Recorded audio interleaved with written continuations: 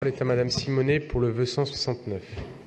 Oui, je voterai pour le vœu qui vient d'être présenté. Je pense que la réciproque sera valable également. C'est important, on l'a déjà dit dans d'autres séances de notre Conseil de Paris, il faut non seulement s'opposer à la privatisation d'Aéroports de Paris parce qu'il s'agit d'un service public et donc d'un bien commun, mais parce qu'il s'agit aussi d'une frontière et pendant ce temps, un avion passe de manière très synchronisée. Mais aussi parce qu'il y a un enjeu écologique à réduire le fret aérien qui est totalement anti-écologique. Et vous savez qu'en plus de la privatisation de l'aéroport de Paris est prévu un terminal T4 qui est complètement aberrant, où on va augmenter de 40 000 voyages par an, là où on est déjà à 70 000. Bien.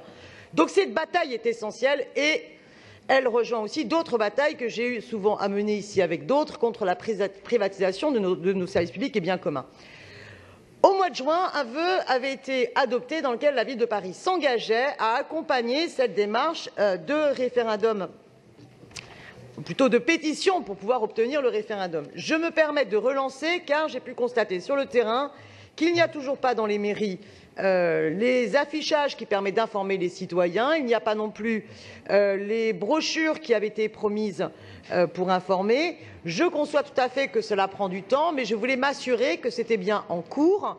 Et je souhaiterais aussi que sur le site internet de la ville de Paris, l'ensemble des informations puissent être aussi affichées, ainsi qu'une évolution, au moins d'ici fin juillet, sur l'organisation des points accès Internet, et qu'on encourage par ailleurs les mairies d'arrondissement, dans le respect bien sûr de leur autonomie, à permettre l'accès à des salles municipales pour faciliter l'organisation de réunions d'information, de débats dans tous les quartiers avec les citoyens et les citoyennes qui le souhaitent sur ce référendum, sur ce processus engagé. Je vous remercie.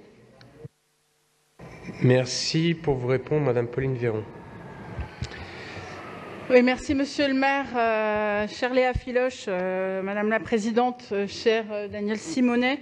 Vous présentez deux vœux qui sont très différents. Le vœu du groupe Génération nous interpelle sur la façon dont le gouvernement a mis en place ce dispositif de référendum d'initiative partagée, où c'est vrai qu'on a souvent eu l'occasion d'en parler dans cet hémicycle. Les modalités de transparence de la démocratie est un enjeu très important.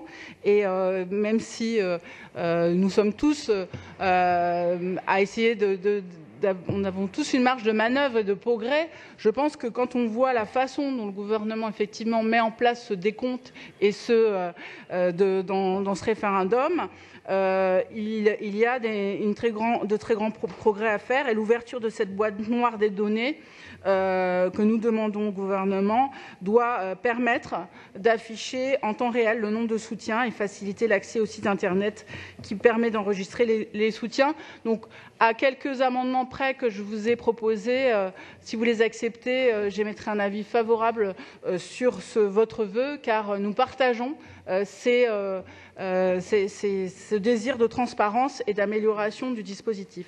Quant à Madame Simonet, alors là, vous vous adressez au dispositif mis en place par la Ville de Paris pour recueillir les signatures dans le cadre de ce référendum d'initiative partagée. Je voulais quand même rappeler que nous avons fait ce à quoi nous nous étions engagés la dernière fois lorsque vous m'avez interrogé sur ce sujet.